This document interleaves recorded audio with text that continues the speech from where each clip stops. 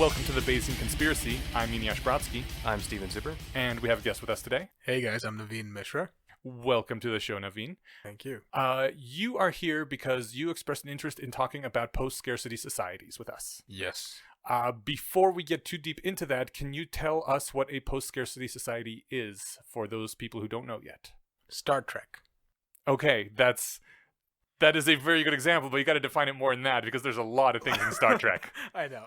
I would say societies and economic incentives in general are defined by scarcity and therefore distribution mechanisms for assets of whatever kind or consumables. Post-scarcity societies would imply that there's either a infinitely efficient distribution mechanism or a infinitely scalable asset. And then economics and incentives offer those kinds of incentive mechanisms, basically. You said a infinitely scalable asset. Would a single infinitely scalable asset do it? It depends, right? If there's reproducibility, if there's transformation capabilities, then sure. But the gold, if there's infinite gold, you can't really eat gold. Right. I guess we technically have infinite atoms, or at least as many as we can reasonably there reach. You go, yeah. But we can't use them for everything. Exactly. I think. Sorry to barge in, but there's this dichotomy between math and physics, where math is very comfortable with infinities and physics is not.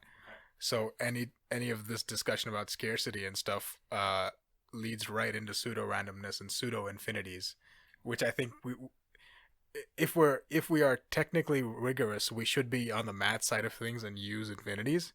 But because we are not, and we're having fun here, I would say we'd stick to the physical part of things and stick to pseudo infinities. Okay. What's a pseudo infinity? What things that I can't reach? Okay. Things that I can't end by the lifetime of the universe or the heat death of the universe. Okay, cool. So for all practical purposes. All practical purposes. All right, cool. And that is the way we will be using the term today. So why are you so interested in post-scarcity societies? I want to build one. Ooh, build one. Yes. Well, I want to get to as close to that as possible. So most of my work currently, whether that be through the companies that I'm working with or some of the things that I'm doing on the side, want to help create a efficient marketplace tending towards that infinite, or for all practical purposes, infinitely efficient distribution mechanism. Okay. Real quick, why would an infinitely efficient distribution mechanism be enough if we don't have enough food or whatever other asset we need? The way I think of these things is to have a mental model of betting on things that don't change. I think this is what I stole from Jeff Bezos. Right, he likes to bet on things that don't change, and it kind of makes sense to me. So humans are always going to be greedy. There's always going to be finite resources. I don't think we're going to get infinite resources. So a pseudo way or an easier way to hack post-scarcity is to make a distribution model that's scalable and efficient. Okay. But we still wouldn't have an infinite number of, I don't know, slippers. Exactly. We wouldn't have an infinite number of slippers, but maybe they are infinitely reusable. Maybe they can be transformed into belts. All right. So like a smart matter sort of thing. Yes. So what is it that you are doing to help usher in this future?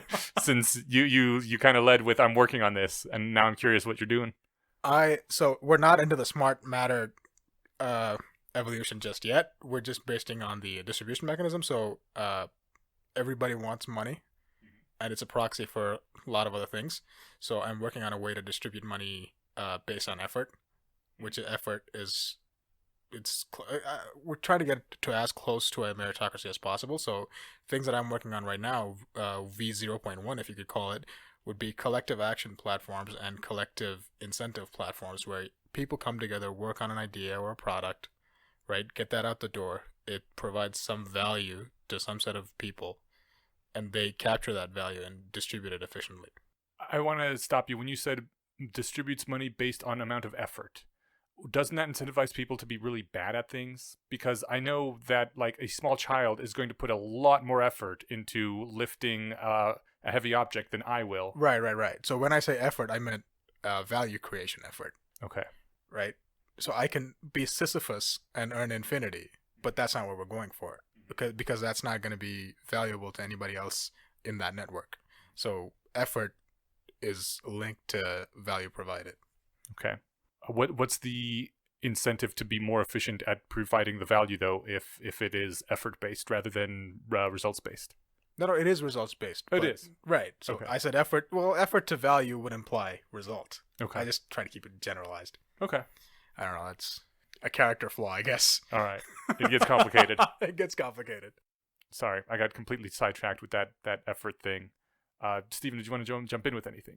Just to say that I appreciate the virtue of general general explanations, but if there's specific examples or any particular ways to bring it home, those are good too. But I wouldn't think it's a flaw to be generalizable. So, how close do you think we are to post scarcity? Not that close. But I like a lot of idioms. So there's another idiom that says the future's already here. It's not distributed evenly. I think it was Gibson. There you go. So I think if you give the right parameters to that question of how close we are to scarcity, in some sections of humanity, we're already there. But in most sections, we're not. And in those sections, we are post-scarce for only some types of goods and not others. Can you give examples? Uh, Or an example? Because I am surprised to hear that there is anywhere in the world that is post-scarce right now. it's not post-scarce, but it's close to it, I would say. But an example would be electricity for the ultra-wealthy. Thanks. That's the example I was going to throw out, because you can leave your lights on, all the lights on, and all your electronics on all the time, and you're not going to run out of power.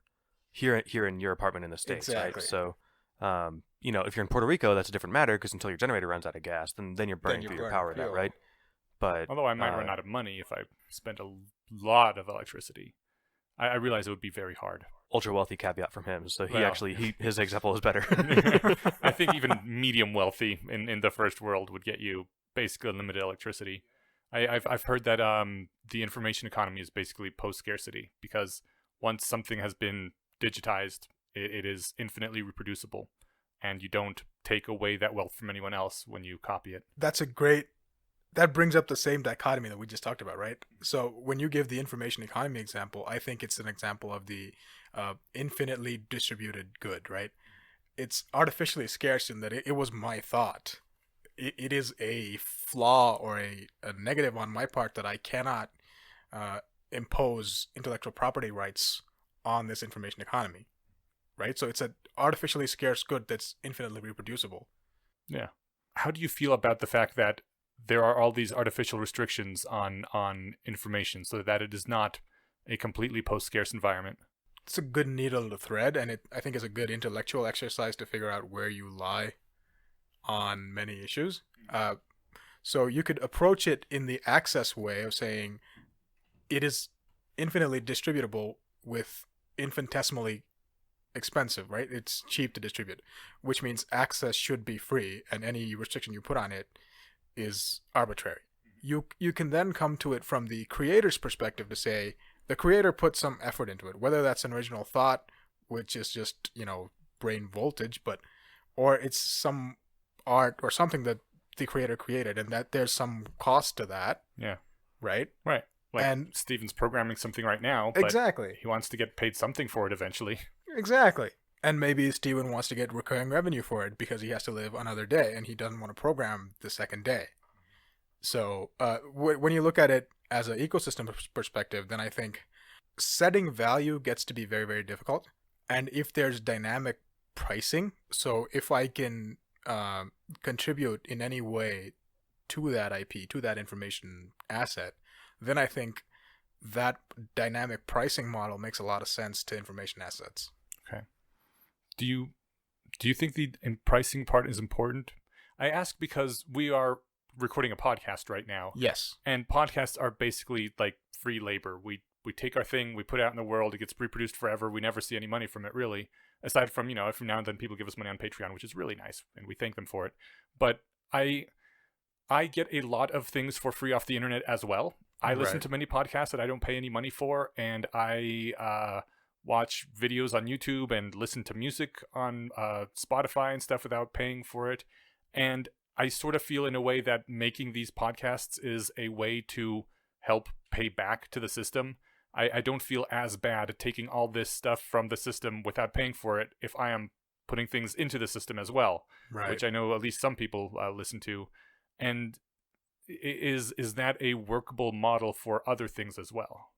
Or is that even a workable model for the internet? I mean, people do complain a lot about, yeah, I'm a YouTube celebrity, millions of people know me, I can't fucking pay my electricity bill. That's a great point. And I think your first way of saying it was better when you said, I pay for this, but I don't pay money for this, or I don't get money for this, right? So when I say price, it doesn't have to be cash or fiat currency. When you say YouTube, you don't pay for YouTube, you do pay. You do pay by your attention. They get to sell you stuff. They get to put ads in front of it. So you're paying something. So there's a I use ad blocker asset liberally. I know, but even then, right? There's a monetization model where we don't know the value of things, if there is such a thing as an implicit value to a YouTube video, right? We are so abstracted from it that value is invisible to us, and we expect things for free now. So I think there's always value there. How to price it and how to extract that value is a conversation to be had, and that I think is where an exchange model or a dynamic pricing model makes sense, and that's where you have to talk about price. Okay. Does that interface with what you're doing with your distribution efforts? Yes, it does. Okay. So the company that I am part of, called Crowd Raising, is a platform where people can get together to create an asset. For right now, it is a digital asset.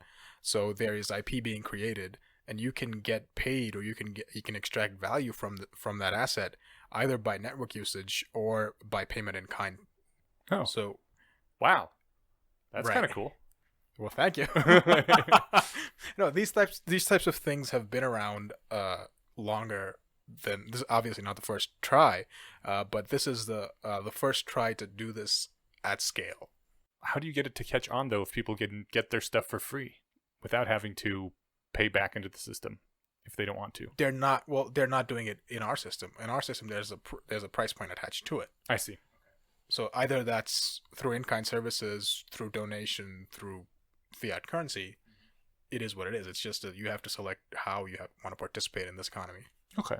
So how do you expect that we will get to a post-scarcity world eventually? By having similar conversations to the one we're having right now. So by studying these information asset marketplaces, or by studying these information economies, electricity economies, and figuring out what incentives got us there, and maybe how we can modify those structures to not have a ad funded or a third party funded model where the value is not monopoly extracted. I kind of see what you're saying, but don't we also need to have some major innovation in how we produce material goods as well? Yes. Hence replicator. Okay. So going back to the distribution model or the infinite assets, we can either create infinite assets or reuse them infinitely. I'm think my point is, even taking an asset and reusing it requires some inputs though. yes, it does. My point is, we're never going to get to whatever that end state is. It's always going to be a tending towards kind of a function, right? I think there's a whole bunch of gain to be had, orders of magnitude difference in scarcity or in access to resources that could be had just by flattening the distribution model or making it more efficient. Orders of magnitude. Yes. Holy crap. Okay. Take any, give me an asset that's incredibly scarce. Food in some parts of the world. There you go. Sure. Yeah. Food's a good one since we all need that. So there have been multiple attempts to solve this, but you could either go two ways. You could say Soylent, Right. or Soylent-like examples, where it's minimally expensive to produce and distribute. Or you could say we create this marketplace of distributed, for lack of a better word, distributed distribution, where it says it's as easy to distribute food to the third world as it is to a Walmart somewhere here, right? So there's something blocking us in creating a generalized, white space Walmart across the planet. Yeah. I briefly wanted to say also, I don't think Soylent is the best example. No, 'Cause Soylent still costs a lot more than rice does. It does. No, that was just a product-wise example, right? Okay. It is what it is. So Soylent is Soylent wherever you make it. Yeah. Gotcha. So is the problem, I guess, best solved by either making things easier to make or making them as hard as they are to make now, but having an easier time getting them to places that need them? both, but I think the most gains will be gotten by making them easy to get wherever the person is, wherever the usage is. Okay, so I sort of agree with you a bunch on that because the world has been enriched greatly by how much cheaper it has become to just ship things nowadays. Yeah. And obviously there is a lot of inefficiencies in getting things to where they need to be, which causes famines and such. But when people think of post-scarcity worlds, they usually think of worlds where you don't have to work if you don't want to. Like Star Trek. You can work if you like, or you could not work for the entire rest of your life. And we're not going to get there as long as you still need humans working in the fields to make the food, right? Or Right. do you Right. have But a this, different conception no, of no, no, post-scarcity? no. This nothing we talked about required humans to be working there. We're just saying, so on the order of magnitude increase in efficiency, there could be indoor farms, factory farms somewhere else. There could be hydroponics, aeroponics that are done. I don't know if you guys have heard, but in New Jersey, right off the turnpike, there's a giant aeroponics building that's building cabbage. What's aeroponics? Aquaponics is a water bed. Aeroponics is a mist-based. So there's plants that are grown in mist. No way. Yes. Neat. Yeah. So see, and they have pink LEDs because plants absorb pink light better than regular light. So it's a totally controlled, hermetically sealed system to grow cabbage or whatever high cash crop they want to grow, which could be marijuana in the next year. But systems like that where you take human involvement out, that's, I think, is where the efficiency is going to come. So are we aiming for a world where basically humans don't have to work at all and robots or something else does all the work for us? Don't have to work, yes. But again, betting on things that don't change, people want to work. Okay. For right now, Max Tegmark has this new book, Life 3.0. I just heard about it a couple weeks ago. Haven't read it yet. Exactly. So he gives this great definition of there's this subset of people who don't have jobs, are happy as fuck about it, and they're children. Ah, okay. Okay. Or Eneash a week ago. Well, yeah, there you go. See, happy as fuck is an interesting term, though, because I was extremely happy while I was writing my novel, right?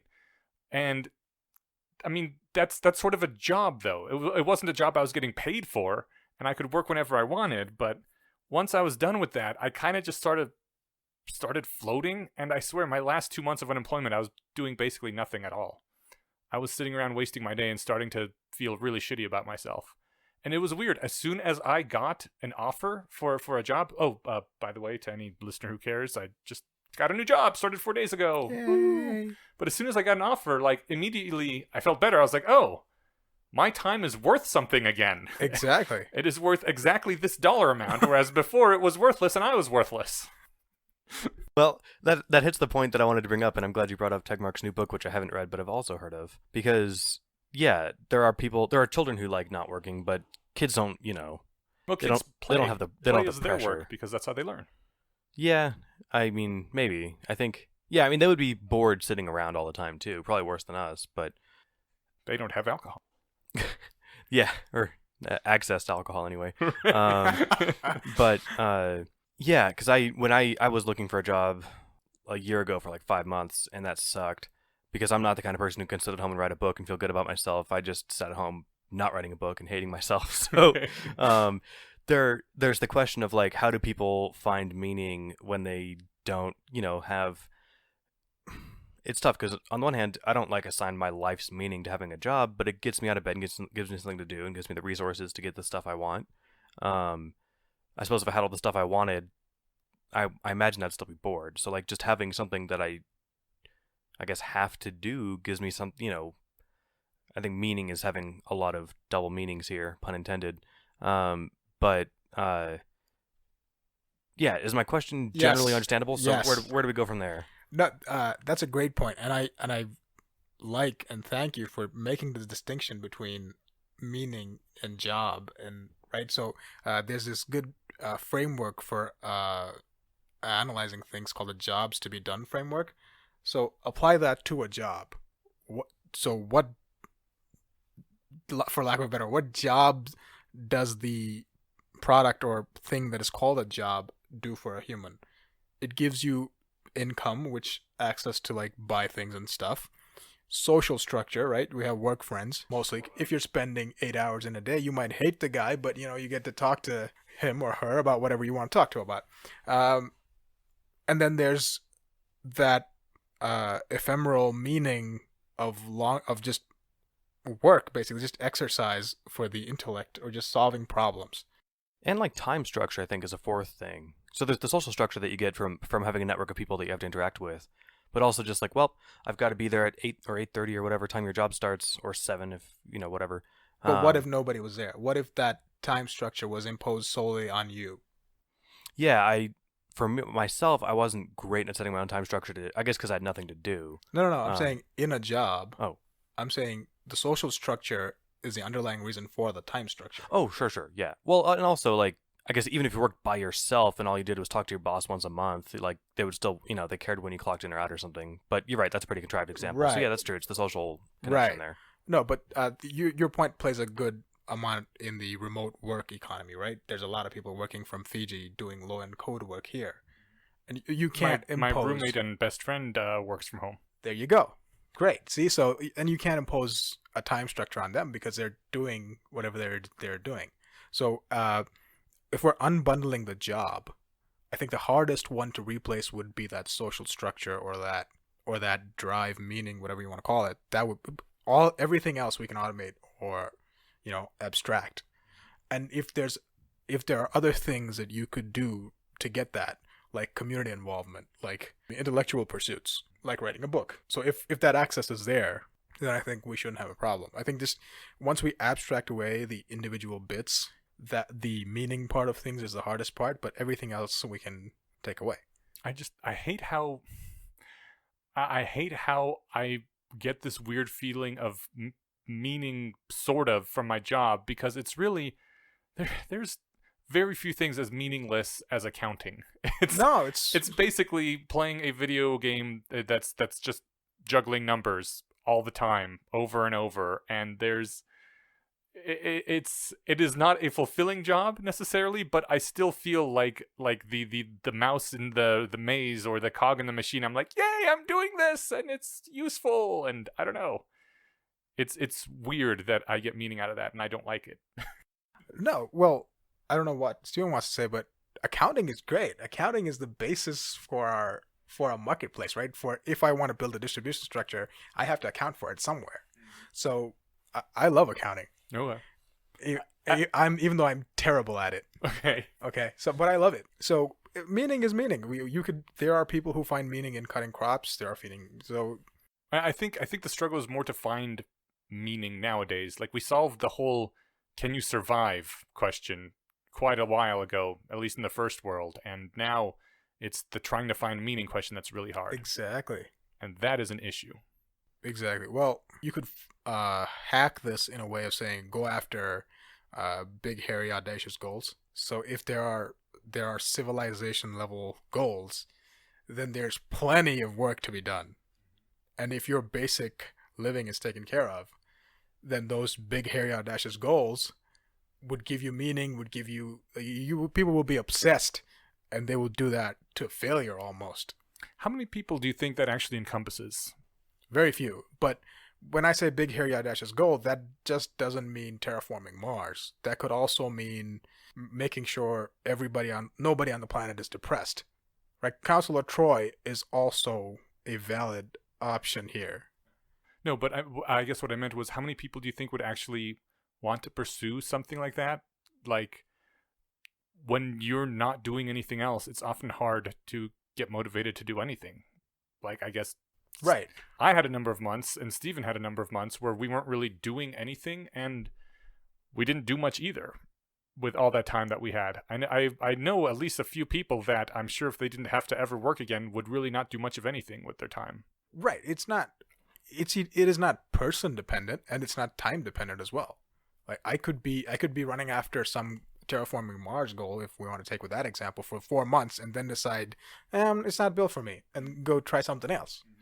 Right? The issue is getting that initial, as you say, inertia out of the way. Of saying, okay, my needs are taken care of, right? I have to do something. I think at the very least, people would do it just out of boredom. Like, one point beyond suicide, you could get somebody to do this stuff. So we have people up to that point to bring on to this. I'm kind of going through an update in my head right now. So like one of the classic things that like comebacks to, something like universal basic income is like people will get bored. They'll have no meaning because they don't have jobs, that sort of thing. And I'm wondering if that's actually a hard problem, because it just occurred to me that there's children who are fine, but there's the opposite class of people, the retired people. Like my grandma's been retired for 20 years, and I get the feeling that even if her, her retirement pension was 5 times what it was, she'd probably live a life much like she lives. She gardens a lot. She, socializes with her friends. My partner's dad just retired last summer, and he's got this, he at least 1 or 2 old cars that he's rebuilding, and these are probably projects that he's had on his mind for years, and he's like, all right, I'm going to finally do this. So maybe this isn't a hard problem. People maybe get over boredom once they, I think part of what stressed me out when I was looking for a job is that I had no resources. And like every time that I all right, I'm going to go get a cup of coffee so I can get the energy to do this, I'm like, oh wait, that's literally 6% of my month's income, or of my bank account balance right now, right? So if the resources were taken care of, then yeah, you'd find things to do. Maybe this isn't a hard problem. Yes, I totally agree with you. No, I totally agree with you. Huh. Okay. Yeah. So this, maybe I've been looking at it the wrong way this whole time. I'm still thinking on this, but or I'm still, I guess, perpetuating that change of mind through the rest of my beliefs. It's going to be a few minutes, but that's interesting. I don't know if I have much to add other than I am now strongly suspecting that the boredom problem is solvable. Unless, what do you think? No, I think it's solvable. I think, I was never bored when I was at Burning Man, but you read, I know you read this because you are the one who suggested it to me. I recently read Friendship is Optimal, Heaven is Terrifying. the fanfic from Friendship is Optimal, which is advertised as Terrified Yudkowsky. That's awesome. I didn't know they started advertising it that way. Yeah. But it makes a neat argument that in a post-scarcity society with a nearly infinite lifespan, everyone would eventually... Wait, those are 2 different... Let's double crux that. I know, they are 2 different things. So they're 2 very different things, but eventually everyone would turn into either a loop intelligence or a post-human intelligence, and the loop intelligence thing was kind of how, looking back on it, I think I was maybe getting into at Burning Man, but where basically you kind of just end up doing the same thing over and over, and maybe the loop lasts for thousands of years before you start repeating stuff, but there gets to a point where there's only so many things that you really enjoy doing. There's these people you like hanging out with, there's these things you like doing, and you'll eventually just keep going back to them and doing them over and over for all eternity and becoming like a loop instead of a person. And I don't know. We're kind of loops now. We have jobs. We get up. No, you could change stuff. the definition a slight bit to say, instead of saying loop, you could say mastery. It's the same thing. If I'm, I don't know, sharpening a blade, that's still a loop, but I get maybe a pretty nice katana at the end of that, right? So it's just changing that conversation from, it may be a loop, it may be post-human, but it's the perception. I think when we're speaking in these scales, perception matters a whole lot, and that could be an accelerating perception, like a mastery over a skill, versus a loop, which you have to get bored of after whatever number of tries. Well, I think you just don't notice after a while. If it's thousands of years, you kind of lose track of your earlier memories, and you just keep hanging out with the same people and doing the same stuff. Again, this is the 3rd thing we're introducing here. Scarcity doesn't say we have to be immortal. That's true. Being immortal doesn't have to say we have to lose our memory. That's a good point. Yeah. Right? Yeah. I think the vampire fanfic works a lot here. Like, the older the vampire is, the more powerful they become, yet they are more reticent. Right? So if we all turn into vampires who don't drink blood, maybe that's a good thing. I think there's also the fact, like, I guess there's loop and mastery are 2 really different framings of like the same kind of thing. Exactly. Sisyphus pushing that rock up a hill for eternity is a loop, but the question is he having fun, or can his life be meaningful? But throw that out and just say, is his life? Well, I guess putting it another way, that sounds super boring, but that fits the bill of being a loop. But so does, like, I don't know, taking on some huge project, having a great time doing it, and then, cool, did that, it's all awesome, I'm going to start this next new thing. Or, I'm going to make a 2.0 of the first thing I did. So, yeah, I think that I like the mastery phrasing a lot better, not just because it's more cheerful, but I think it fits better, because you're not, Sisyphus can get as good as he wants as pushing that rock up the hill, but he's still not, without digging into it, I don't think he's having fun, right? So we don't know that. That's my point. Well, Yeah. that's great, but pick something more boring than pushing a rock up a hill, but yeah. no, let's stick with that. My point is, and I want to improve on this mastery point because I haven't thought of it yet. Let's say Sisyphus has memory and is optimizing for something. We don't know at the end of 1,000 years that he will not be superluminal, right? But even at superluminal, he just might be pushing a rock to eternity. But the issue is there's something to be optimized. I think and I was self-employed and therefore fun-employed for a very long time as well. And I faced the same problem. I started writing blogs. I went deep into like rationalist theory and the type of stuff people do with an internet connection. So I think non-isolation and optimization for whatever value that is, positive, negative, something. If I want to kill people, I would want to optimize to be the best killer on the planet or something, right? I don't care, positive, negative, either way. So I think the solution to boredom would be non-isolation and mechanisms that push you to have these conversations of you're not doing anything, but guess what? Going back to that time structure, at 6:30 in the evening, you're going to be at the Commons and there's going to be some dude playing a flute, right? And your body would kick in to say, I want to beat that guy, so I will go learn the flute. So do you have any ideas of how we get to this place? How humans as a species get to this place? The place of post-scarcity.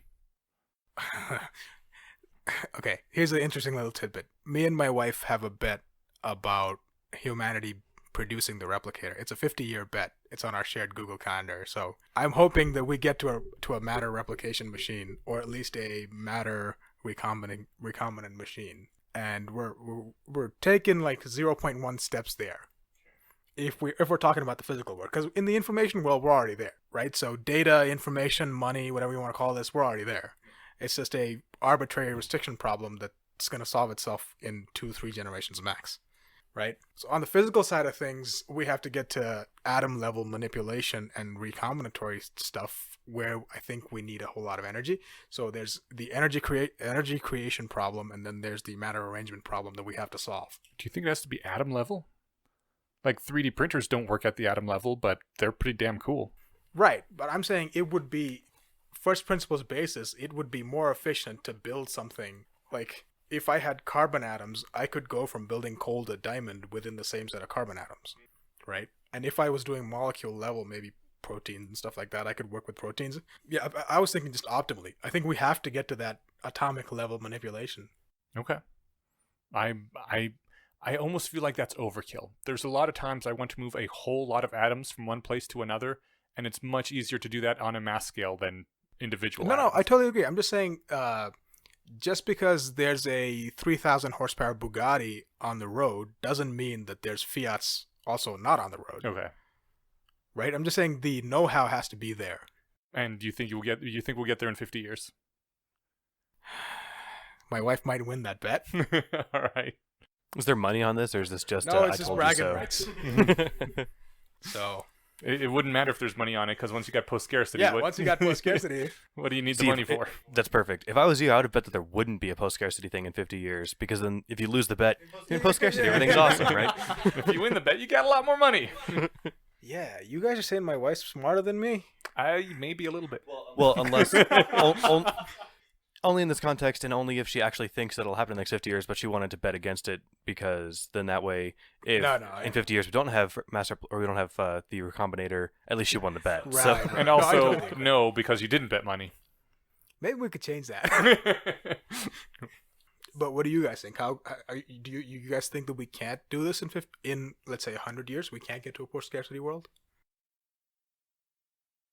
I go back to there's a number of God, I think it was just recently, Eliezer wrote No Fire Alarm for AI.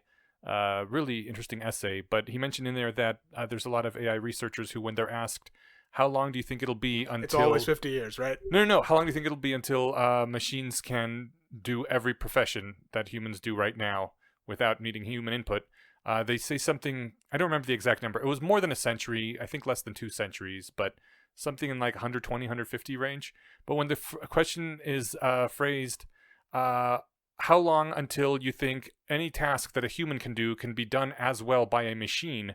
The number is like a quarter of that. Yeah. It's like 40 years or something. Yeah. And once you can do any task a human can do with a machine instead, that's basically where you don't need humans to work anymore, right? Well, we have car assembly robots. Humans still build cars. They do. That's true. Because... But need to and can are different. Yeah. And once it's... I don't know. I guess once it's cheap enough to have the... Because you need machines to make robots right now, to make some robots. Okay. I mean, not machines, obviously machines, but you need humans to design the robots. Right. And once you're at a point where you don't need humans in the loop anywhere at all you got to do is feed them energy, and they'll do their thing, right? I'm totally against this AI apocalypse thing. Okay, yeah. Well, I don't know if I want an apocalypse at all. No, but even then, I think if any task that a human can do can be done by a machine within 40 years, that's basically where you don't need humans anymore for anything.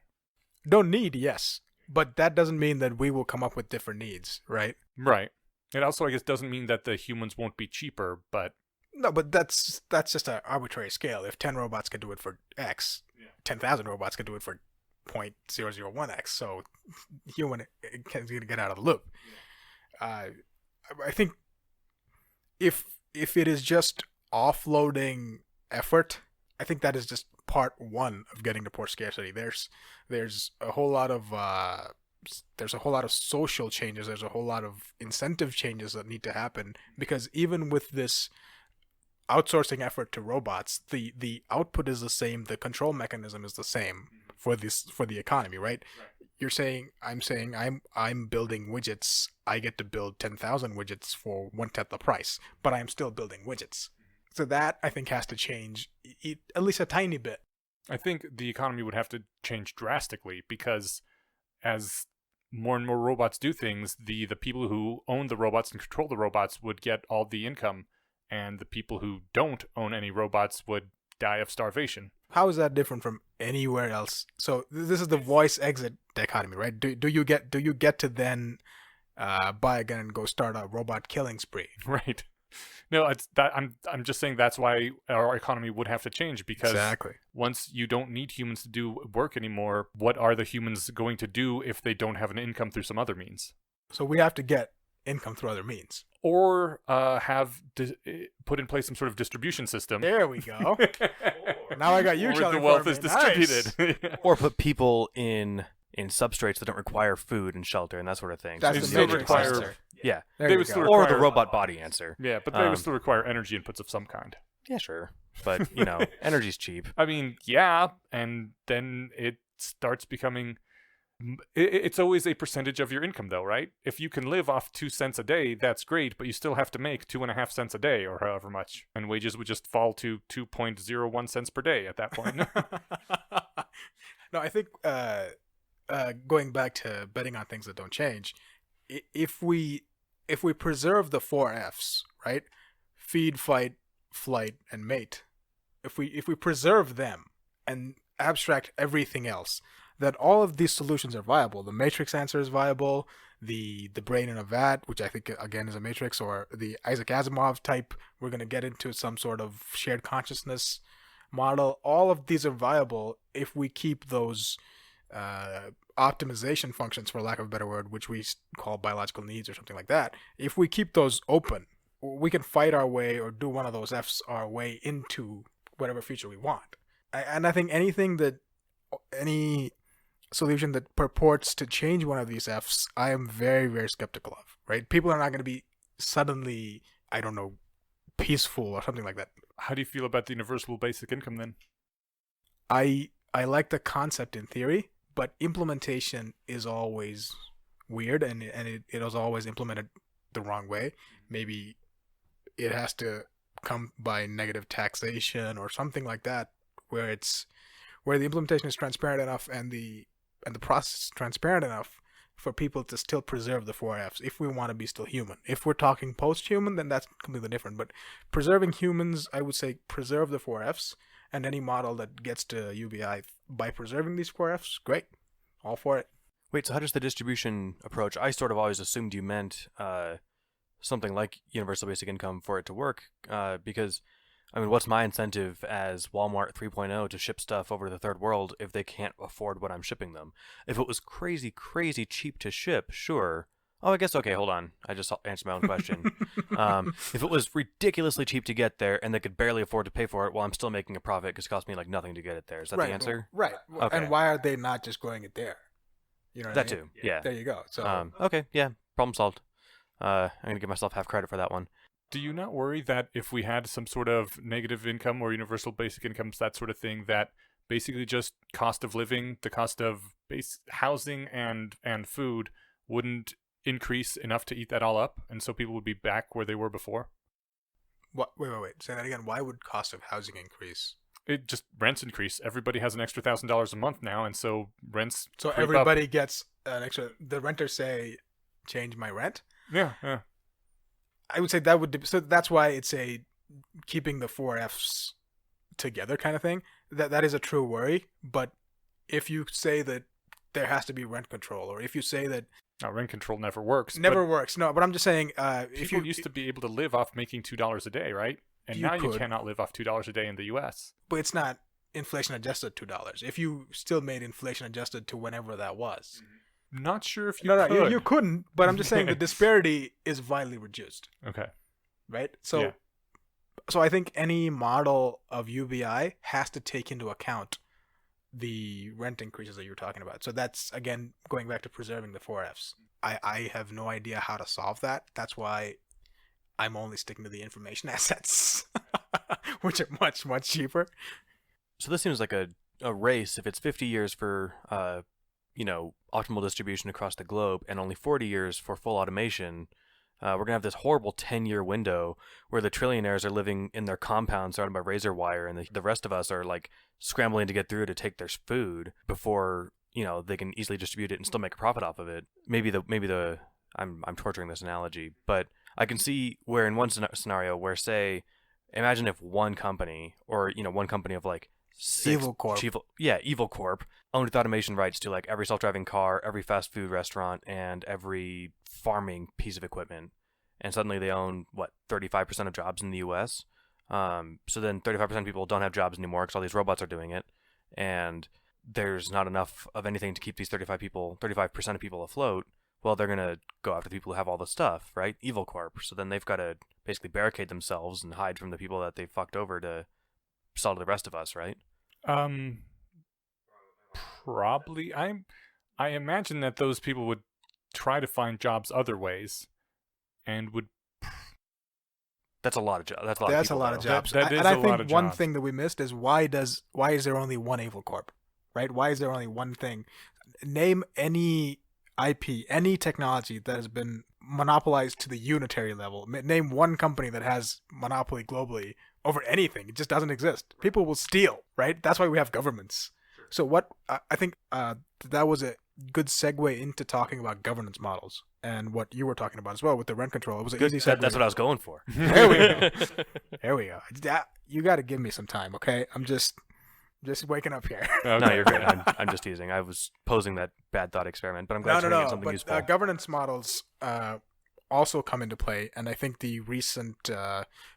I know that you guys had Reese Lindmark on, and he was talking about cryptocurrencies and stuff, and that world is it's just fascinating to watch from a governance perspective because they're grappling through the same issues that Wall Street grappled through 40 years ago, and it's all incredibly open. So we get to just open and just beat those governance models to death, right? And everybody gets to stress test them. And I think any solution of these distribution models would also have to come with a governance model attached to it. So I know you're really into crypto too.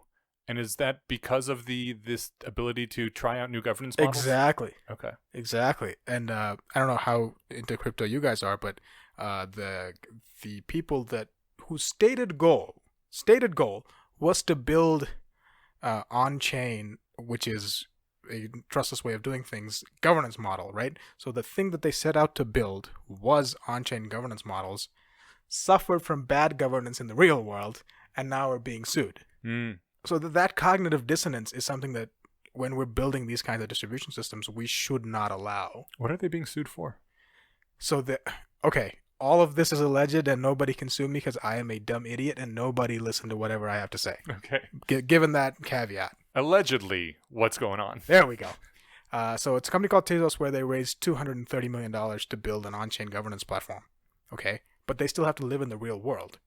So the founders created a non-profit foundation, and I'm doing air quotes for the people listening, in Switzerland, which, because it has to be independent, is being run by other people. The other people that are running it, 3 guys, Swiss guys, say that they want to, because on the books, or on fiat books, they're in control, and they want to exercise that control.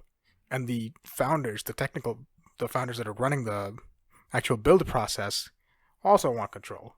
So on the books, the Swiss people have control, and they're doing things that these guys don't want in a way that they're accruing value to themselves. So my point is, if you're doing these things, it's a good idea to stress test them by using it on yourself, or even better, give it to your worst enemy, right? Just give it to them. See what happens. And if you don't like what's happening to you, stop the project. I'm assuming the governance model is at least somewhat of a metaphor, because how is a cryptocurrency going to enforce things like border control or... It's not. Okay.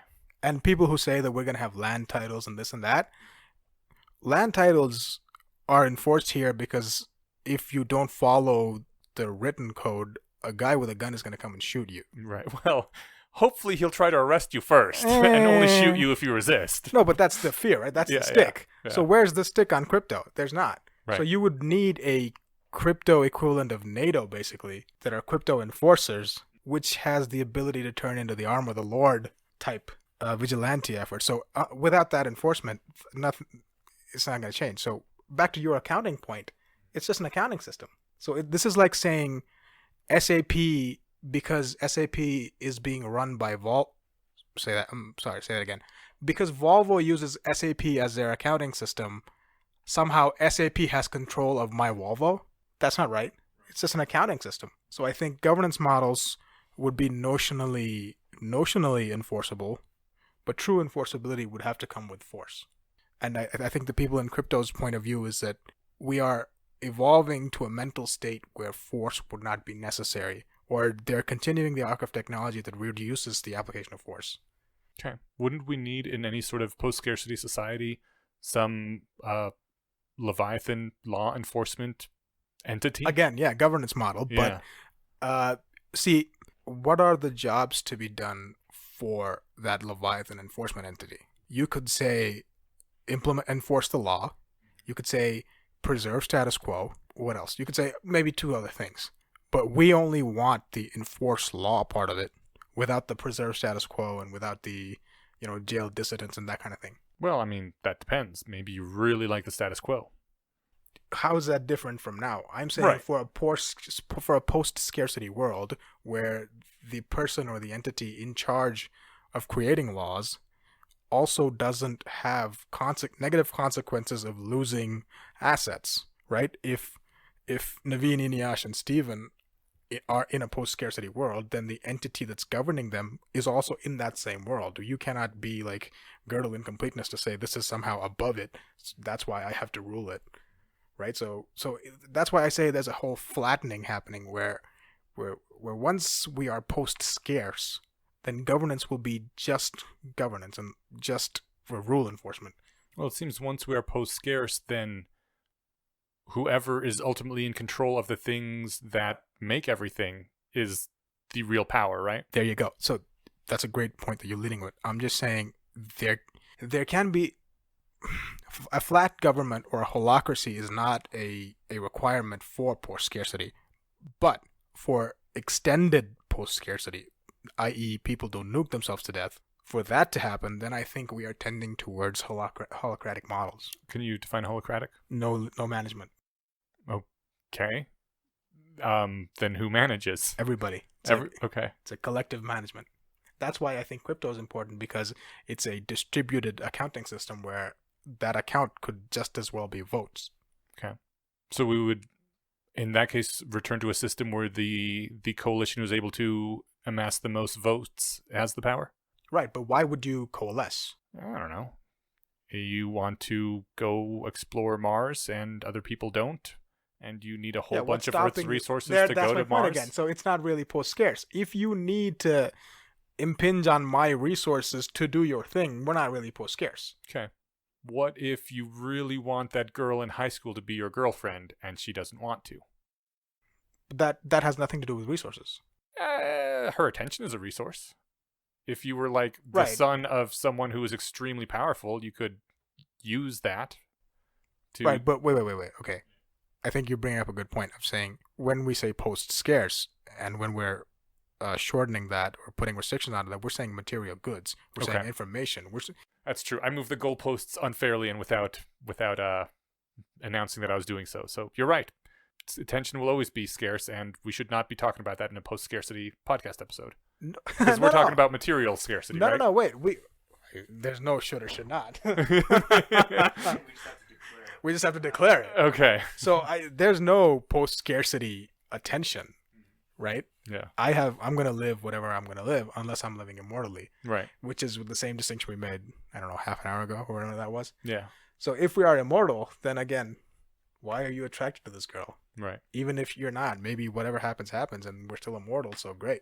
So I think resource post-scarcity or asset post-scarcity is very, very viable and very, very achievable.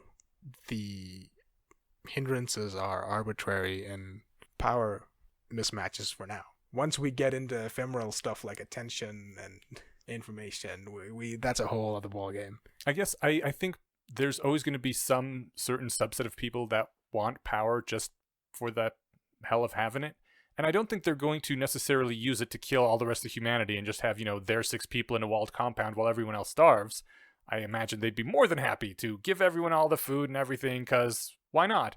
But if there's someone that pisses them off, or this guy is a little too sexist, or that girl is a little bit too much of a bitch, and then just cut off the resources to that person, and that's one person out of billions that's going to starve to death, and what's the world going to do against this powerful coalition that can do that sort of thing? I think the answer is in the question. You just said there will always be some subset, and my point is that will never be 51%. Okay. Or whatever coalition wouldn't be locally 51%. Even if that was, over time, there'd be self-correction mechanisms where you can only be bad for a blank amount of time if everybody has the same power. If access to resources equals power, then you have no more power over me than I have over you. Then there's nothing really, other than playing mind games. Yeah. There's nothing really you can do. It's kind of like if we were all the same physical strength and exactly. combat capability, you can only be a dick for so long before other people shut you down, right? Right, exactly. And this keeps assuming that the system somehow respects the wishes of the people, like the 51%, right? There's no respect. I'm just saying, because whoever, basically, if the governance system is run on Ethereum or something, some right. cryptocurrency, right? Who, perhaps I do not understand cryptocurrencies enough, but somebody or some group can control that system, right? No, the point would be it's totally distributed. Okay. Right? So we're talking ground level. So independent mesh networks, I'm running my own goddamn satellites and I'm doing packet routing on my own satellites. But my own, I mean community owned. Right? I don't want to bring the word community into this because it has other social, political so I don't want to say that. But I'm just saying from the ground up, right? So everybody has their own connection to an accounting system and connection to access to resources. The system is just notionally there for record-keeping purposes, right? If we preserve the 4 Fs, 4 people that want to do good will subdue one guy that doesn't want to do good. Guy or girl, right? So I think it's just people being people. Okay. All right. I think I'm just kind of flailing around at this point, trying to find problems with it because I also you like can this always say- post-scarcity idea. Because charisma and charm are scarce. There's no way I can import your charm onto myself. Oh, So you can say, how come there will not be another Hitler, right? Who amasses a whole bunch of people to do bad things. That is a real problem. But my point is, great, everybody gets together in a bar, drinks beer, they decide, okay, we're going to take over now. But I'm always saying there's going to be more people that will stop them. So it would be a long process if there is no exit option. And if you have some super charismatic supervillain, there's no stopping them anyway, even in this system, right? No, I'm Like- saying even if you have Luther Strange or whoever the super charismatic supervillain is, how many people can you amass? So why do people come to a supervillain? They're persuasive and charming. Is that for right now? I think there's a resource access issue as well. Oh yeah, sure. If your supervillain can offer to pay you, that helps a lot too. Right. Right. So let's say yeah. bring that over to the post-scarcity world where we're saying I have everything I want. I have access to everything I want. Right? So as a super villain, you would have to be so persuasive and you would have to use me the way nonprofits use me now, where they're using me on my volunteer time. So I would be doing bad stuff on my off time? How would that work? So, not to imply that our current president is a supervillain or anything. Oh, come on, guys. But he doesn't pay anyone to vote for him and to carry out his policies for them or to support him publicly, and yet a Right. lot of people do anyway. They're Right. like, yeah, we like that Trump guy. We like what he's saying. We're on his side. Can I take a stab at this? Sure. So I think I want to anticipate something kind of like what your answer would be. And I imagine that's because people, I'm going to butcher this and I want you to give me the better version, but people support a hypothetical supervillain because they need stuff, right? And they see their need of stuff or their access to stuff being threatened. You know, these people coming in are going to take it and there's only so much to get around or whatever, right? Is that part of the answer? I would say that's the entire answer. Okay. Yeah, that's true. He is actually offering them a lot of things by changing laws to favor them. To keep them in, with their stuff. Yeah. So, Okay. or their power or their resources or whatever. All right, fine. I can't find many problems with this post-scarcity idea. It's pretty cool, aside from the implementation being, ridiculously hard. Yeah, aside from doing it, we have no problems. So, before we move on to listener feedback or whatever, what would you guys do? I guess both of you in turn. First, Naveen, what would you do with in a post-scarcity world? Oh, in a very optimistic answer, I would say go after some of the big, hairy, audacious goals that I have, right? So one of the things that I like to just throw out there is somehow invert the Maslow's pyramid to say, if you had to achieve actualization first, what would you do, right? Or so it's all self-actualization because we took care of all the other things. For me, I would give me your day-to-day for a while. In a post-scarcity world? Yeah. Oh, man. That's a difficult... Can Steven go first? Steven, right now, someone rich dies, bequeaths $100,000 a year on you for the rest of your life, and it adjusts for inflation. What do you do with the rest of your life? Luckily, I had some thought on this because I just drove to Boulder yesterday, and I passed one of the billboard signs for the lottery, and it was like $91 million. And so I was thinking about this a little bit, and I would like to think I would continue working in some capacity because I like what I do. Whether or not I would keep my same hours or something, I don't know. But especially if I could buy the company and be like, I'm going to work 5 hours a week instead of 40-ish. I guess with post-scarcity, my other thing, if I had $91 million, I'd try and be super big into philanthropy, but people wouldn't need stuff anymore, so that would cut that back a bit. But there'd be cool projects to invest in. We could have all the stuff we need here, but what if we want to stretch out Mars, Moon, whatever? So give me an actual thing you'd be doing. Oh, day to day, I'd probably be playing a lot of VR Skyrim. Okay. Pointless, right?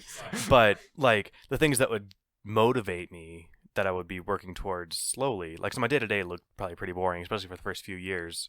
I'd pay people to do the fun stuff or the important stuff while I did the fun stuff. But I would hope if this happened, the first thing I would do would be to spend a considerable amount of time thinking of what I'm going to do. Is that a cop out? That is a super cop out, but it works. You could say this. There's a pat line that you could use. Anything you could do, I can do meta. Nice. So, I'd say that's a great answer.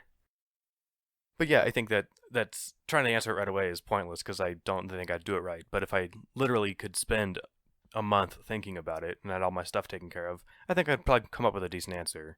So I'll put it on the back burner and maybe I'll get back to you in some weeks and have something laid out. Cool. All right. All right, me on the hotspot again. Now that I have some chance to think about it, and I'm going to be as honest as I can be, I want to preserve my 4Fs, so I would just train, have like a rocking body. Okay. Okay, that would take whatever amount of time, and then if the materialist, if matter is somehow non-scarce, I would work on improving happiness or improving actualization among other people. And I think that's a vague enough answer to cover a lot of things. Yeah. Right? Yeah. So, I don't know, maybe act. I got nothing. I'm very selfish. Yeah. And very, very vain. So, just, I would say live. Well, make happiness and self-actualization available to others isn't really selfish and vain unless you're doing it just to glorify yourself. I think I am. But if the fallout, I'm willing to just say if the fallout is more self-actualized and happy people, more power to you. Yeah. So, world peace. you got anything? Lately I've been watching a lot of YouTube videos about the work of director David Finch. And and I just like watching them going into the stuff that he does. It's amazing. And I don't know. I would want to. Here's the thing. I want to say that like I would like to write stories and then act in them and then like be a director and like work with all these people and put together these beautiful visual feasts that are just amazing. But God, writing a single book was such a pain in the ass, and I can't imagine working like on an entire movie. And I get why it takes hundreds of people just working themselves to the bone for months to put one of those out, And I don't it's weird because once you're an actor and you're really rich, you don't need to do it for the money anymore, and yet people still do it.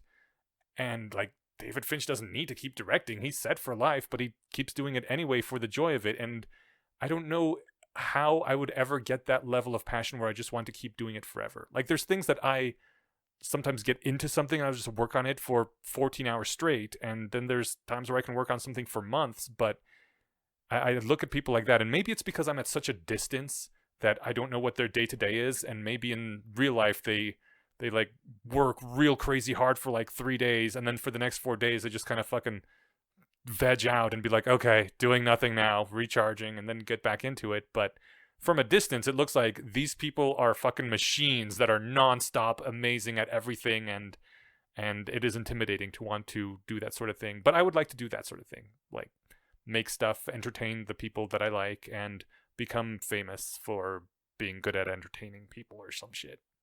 Right on. Although there's two things. One, you could get bored of doing something. You said you could imagine doing something forever. I think that's a trap that's easy to fall into, but you don't have to do the same thing forever, right? No, I know. You could act for a century until you got bored of it and then try something else. Yeah. And as long as you're mentioning YouTube channels, you mentioned two things that I think I would do if I had a lot of free time. And I'm going to shamelessly plug 2 YouTube channels. They'll send me a check. Binging with Babish. He makes food from TV shows and movies. I think I'd love to get good at cooking. Cool. Currently, I don't. And I think that'd be a lot of fun. There'd be a lot of, fun, I don't know what the right word is, magic, chemistry. I wonder what happened if I did this. And like once you had like enough foreknowledge behind that, you could anticipate what that'd be like. That'd be kind of fun to do, I imagine. That, and there's another YouTube channel sort of in a different direction called Primitive Technology, where they're like 15-minute videos-ish, and it takes place over weeks, but there's no talking, there's no music, there's no voiceover. It's just this guy in his shorts in the woods, whittling sticks and making fire and making clay bricks and then, making a hut. And I think if I had all the time and money in the world, I could probably spend some summers doing nothing but that for fun. I might get bored, but, it's the kind of thing, too, where the video is only a few minutes long, and then you read the long description of what he did, and it took, place over months, because a lot of the stuff took, weeks to dry or something properly, right? So those are the I could go back and do things to keep me interested in other stuff. But yeah, YouTube channels give me some ideas. Oh, yeah. Is there anything else you wanted to say about post-scarcity or what you're doing or anything along those lines? No, I think you guys did a great job of getting to governance models and getting to the local issues that are tangled up with this. But I do want to plug something. Mm-hmm. I am so I think the listeners should be familiar with an organization called Open Collective. It's a way for people to contribute. It's like Patreon, but for open source projects, and the thing itself is open sourced. But I'm also working on something very, very similar. So as a 0.1 of what we're trying to do here and the things we talked about, and this has been done previously as well, I'm doing a project to connect every makerspace, hackerspace, bio, whatever kind of community lab on there onto one resource. Have you already reached out to the Den Hack people here? Yes, I've spoken to Den Hack, I've spoken to the bio people, and there's all the grunt work has been done by. So if you go to Hackerspace's wiki, and if you go to the MIT Fab Lab, their resource center, all of the information's there. But I just want to have one place with everything in it, and also access rules built on top of it. So if anybody wants to contribute, just find me on Twitter or just email me or just find me somehow. Do you have a website yet? For that idea, no. Okay. But yeah, but just find me on Twitter and we can get from there. What's your Twitter handle? It's yours truly Mishra. My last name Mishra. So it's yours truly Mishra. And Cool. we'll link it on the website as well. Got it. You said you heard the cryptocurrency episode with Reese? Yes. Did we mess up anything? Is there anything you wanted to add or correct? Now, no offense to Reese, but I think in the initial 4 or 5 conversations, you guys were, I think you were trying to hammer out, well, why is this valuable? Why the fuck is this? Well, why do we pay money for something that doesn't exist or something like that? I think that was very good, but something that we didn't talk about was governance models, so we did that, but only in crypto. Okay, now this is another project that I'm working on, so another plug. Starting on November, I'm going to say 15th, because 7th is when it actually starts, but 15th is when it's public. I'm working on somebody with creating interoperability and transparency platforms for these cryptocurrency platforms. So there are projects that are focusing on interoperability and true decentralization, that is non-custodial exchanges and stuff like that, where the exchange is just an exchange, right? And there's very, very, very little governance structures or transparency structures built in. For example, there's no SEC for crypto. The obvious answer would be SEC would have a bunch of guys or people doing branch 5 of SEC would be SEC crypto. But I'm saying there's no... SEC is in Securities and Exchange Commission? Yes. And they're already working on this. They already are enforcing some stuff. Wait, the US SEC is already working in crypto? Yes. Hey, that No, didn't they take that brought- long at all. No, they brought 2 cases last month, and they are working to bring other cases as well. So they defined what is cryptocurrency and what falls into equity and what doesn't fall into equity. That was in July, I think. And there's a prominent research organization that just put out a document for a law that says it's akin to the 1201 rule that was Cory Doctorow was working against in DMCA. So it says as long as you're working on it for a research purpose and you hold your own keys and you're not a custodial of other people's keys, you don't have to comply with financial regulation and disclosure forms. Ah. So it's not So if I have my own wallet, it's fine. But Right. Coinbase is going to have to Coinbase, start. exactly. Okay. So they're just trying to codify that into law. And one good thing about being in Colorado is Jared Polis is the chair of the Congressional Blockchain Caucus. So, and I think he And he lives here in introduced a law. Denver? Boulder. Boulder. Neat. Cool. So I didn't know either of those things. That's really interesting. yeah, we think the SEC. I mean, the general perception is the SEC is bad at new tech, Yes. but they've been. Governments tend, or our No. government tends to be shitty at new tech. No, any government. Yeah. You guys want to talk about India and demonetization and identity linking? That's a whole other episode if you want to talk to me about identity. And you'll see my libertarian tendencies there. But they're working very, very hard with the crypto industry just to get on point. And there are analysis tools built in, and there's rules being written as we speak. So Cool. Wow. All right. so get at it if you can. Yeah. I saw yesterday Bitcoin hit almost 6,000. It's more over 6 now. It's over 6. I heard Yeah. there was a mini crash earlier Mini today. crash. It's already gone. It's already gone. Okay. I was going to buy on the next mini crash I saw. I don't know if in the episode I mentioned that I sold. Yes. Yeah. Well, I mean, whatever. I was in for $100. Like, it's not like I had my retirement in there and I went ahead and cashed out 'cause I thought I was going to bust. But You didn't have your retirement in there after you sold. yeah. Right. Well, so next time if it goes down, then I'll buy back in. I've been thinking about that. I've been checking back on it every couple days, which is not enough. I should find a way to automate. There's a way to automate this. I just need to get in on that. So. There's futures exchanges where you can buy put contracts. And that's where, like, if it drops below 4, then 4,000, I can but buy yeah, this much. but that'll be a very because we don't know the timing, right? So if you're gonna automate this in some way, you can make a better put contract, but you can have a long-term put contract that says next 3 months, if it hits this price, buy it. If it hits this price, sell it. So is there anything like that currently? There are for the future Bitcoin? exchanges, but there's roundabout ways of financially engineering financial products that are similar to these contracts. So yes. What I'm saying is, with Steven's mad programming knowledge, could he create this tool that he was just speaking of? Absolutely. Someone could. Well, I know someone could. Is it already out there? Would he be the first on this ship if he were to build it? No. Okay. Yeah, I've definitely seen stuff like this already where you can. But one set thing up that on it. I do want to, I'm sorry to disturb, but everybody acknowledges that the user experience side of anything crypto is horrible, right? Mhm. It's shit beyond shit. So so Coinbase is popular because of that reason. It's just like signing up to anything else. So if Steven or anybody wants to work on this, I would say just work on the UX side of things, which doesn't mean a snappy node website. Look at the whole process and just simplify it greatly. If you can create a tool that'll track the price of Bitcoin and allow people to make put contracts out there and charge 0.1% as a fee for whatever they end up buying, you could make a lot of money. Or if you're really like want to do this, you could get a pool together and be JP Morgan. You could collar stuff. You could just say, this is the price. I will do, I don't know, 50 basis points on either way. Give me your stuff. I've got a long way to go before I could do either of those things. But I'll put it on the list. Cool. Right. Oh, and one more thing I wanted to plug because you asked me. There's this researcher out of Stanford Law School who's running the legal design lab at Stanford. Margaret somebody. I hate myself for forgetting her last name. But yeah, just look up legal design lab, and I think they're going through some of the UX problems of law as it is now. So I think we can adapt those to.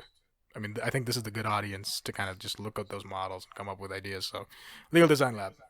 Cool. And we only have two pieces of listener feedback from recent because we're busting these out, fast to catch up. And they're both from the EA episode. Would you like to stay for the listener feedback section? Hell yeah. All right. So, oh crap, do we have the music? We don't. Kyle's not on vacation yet, is he? I don't know. We'll have to ask him. I think he said something about November 2nd, so my plan was to email him and get this. I also want his specs for what he's been doing to calibrate noise, like equalization and stuff. Yeah. Because I'm sure he's doing it better than I did. Okay. So, before we continue, we have to thank one of our supporters. Okay, so we're thanking Pavel Paltsev and, in case we've thanked him already, also thanking Cody, oh god, it looks French, Rioux, Rue? Rue. Rue? Yeah. Okay. Cody Rue. I hope that's the correct pronunciation of your name. Thank you guys for helping to support the show and making this possible. I mean, I can't say anything other than what you just said, but yeah, it's very much appreciated. We do this because we love it, but we also love not having to pay our own hosting bills and stuff. So thanks for keeping this podcast alive, because at some point we would dry up and probably quit doing it. So it's really, on you for making this possible. Yeah. And for keeping us I find it motivating that people like it enough to throw in like a buck or two. I'm like, it's a nice feeling. Okay, going on to listener feedback. These are both from our EA episode that aired recently. Pearl Geek says, does the concept of immutable contracts written as code scare anyone else? Yes, me. I have gray hairs because of that. I'm sorry. Really? Yes. What would you like to say? Well, there's this. I'm sure you guys are familiar with Larry Lessig. With what? Lawrence Lessig. I'm not. Lawrence Lessig is this professor from Harvard who ran for president last time and lost horribly. But he has this idea of things are built with code, law, markets, and something else. This is off the top of my head, so I can't forget. But Larry Lessig, you'll find out. The issue with immutable contracts is humans are writing these contracts. The same reason the DAO hack happened was so there can be syntactical errors in the writing of the contract. DAO being Decentralized Autonomous Organization. okay. So it was a place where everybody put money in and voted on how to spend that money. Okay. Right? And it was based off the Ethereum smart contract. So I don't think the tools are there. They're there now with versions of provability. You said the reason that hack happened was what? I interrupted you right in the middle of that sentence. No. So that DAO hack happened 2014, and because of that, the thing forked, the chain forked, and now the latest iteration has a. If people listening are into provability logic, something called Viper, with a programming language where you can design provable programs, for lack of a better word. So there's processes available for immutable contracts to be provable, right? So you can say, given these circumstances... Provable, do you mean... what does provable mean in this case? Automated test plus one, right? You can test a program to be syntactically correct. Okay. That's what I think Steven can talk a bit more about that. But you also have to prove that this will not have logical loopholes or issues that are not syntactical but are runtime errors, for lack of a better word, right? But they are in the damn language, so it's not really a fault, but it's an exploit. Yeah. And that worries me, and people are working on solving that issue. And I think if immutable contracts is that person's question, Pearl Geek, there's this Ribbon Farm post called The Unforgettableness, or I don't know what, but he talks about the blockchain having a unforgetting memory, or he's saying, VGR says, there's a lot of history being written by the victors happening in the current contract world. So how do humans realize that, if I wrote an immutable contract and everybody on the blockchain knows that this deal fell apart because partner X versus partner Y did the bad thing, partner Y or partner X is going to have negative or positive effects based on. So it's going to, if it's open and immutable, there are societal level issues. If it's closed immutable, there are program level issues that people are working on. And one more plug, and I know I'm talking too much, but this is just a great idea. No. It's just that I've been looking at this for a very long time. There's this company in Hong Kong, the name of the company is Legalese. I think it's out of Singapore. They are also, so they want to build a Turing complete language for law. Okay. I know, and they've been working on it for the last 2 years. So Pearl Geek, look up Legalese and look up all the stuff they're doing. Do you think that's even possible? They're trying, man. I don't know. I mean, kind of the purpose of law is that when we don't like things, we hack around it, right? That's not the purpose. That's not the stated purpose. The stated purpose... Well, yes. The stated purpose is not that, but... Right. So back to our implementation issue and the jobs to be done framework, those guys are making the Turing complete. So they're going to make explicit what is now implicit, right? That sounds awesome. I think that sounds horrible. No, why is it horrible? Because I think that there are sometimes consequences of laws that you don't notice when you first write the law, and then someone comes around and hacks the hell out of it, and the judge and or jury says basically, okay, you're following the letter, but we all knew what we meant, and fuck you, you're going to jail anyway. You don't get to get around that's this. Wrong. I'm just saying, I think one of the purposes of making a Turing complete system for law is to reduce that discrepancy of saying the difference between letter and spirit should be minimal. Yeah, but I don't think you'll ever reduce that to zero. I don't think humans are good enough at writing laws to... Tending to zero, man. It's jazz. Dr. Cornel West had this great line about, I think, happiness when somebody asked him. He said, "Are you happy?" He said, "No, I'm a jazz-like Christian where I have to be working in the flow always. So this is, everything's tending to. It can't be zero." Okay. I like the human aspect being in there because it does sometimes make things rife for corruption, but on the other hand it also means that the system will never have complete control, that humans will have some level of being able to step in and say, no, we are nullifying that particular... Right, you can wait you can always update it. You can always say, based on v1.3 section 4, you're guilty of whatever crime you just did. Mhm. But given that this case brought up whatever new evidence it brought up, we are amending that. Oh, okay. So the contract is immutable, but not the legal system itself. You know what I mean?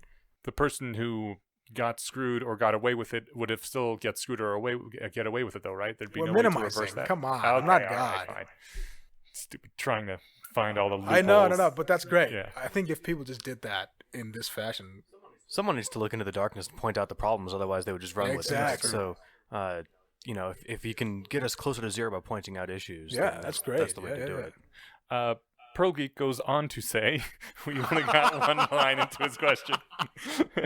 As a software developer, I know that all non-trivial code contains bugs, so the ability to patch it, and especially apply security patches quickly, is critical.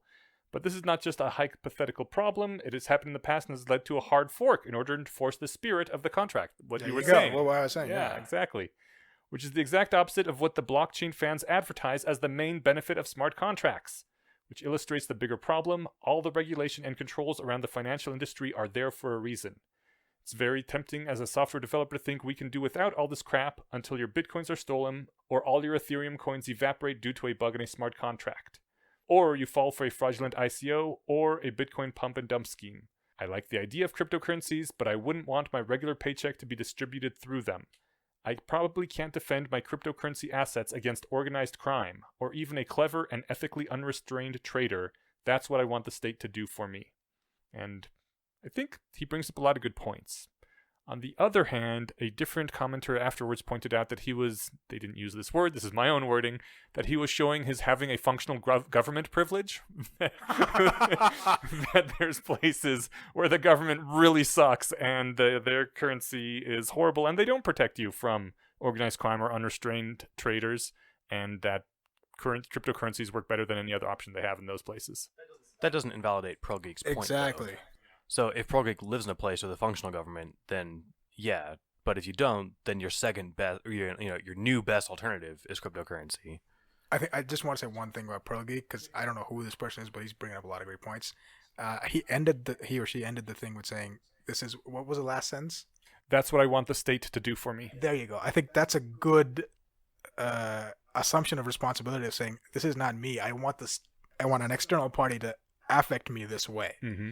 Right? And I think one point that I want Pearl Geek to know is being an outlaw means exactly that. The definition of an outlaw used to be that you're outside of the law. That doesn't mean you're wrong, you're just outside it, right? So outside the law gives you freedom, also no recourse. Okay. And also for you, people are working on some transparency platforms.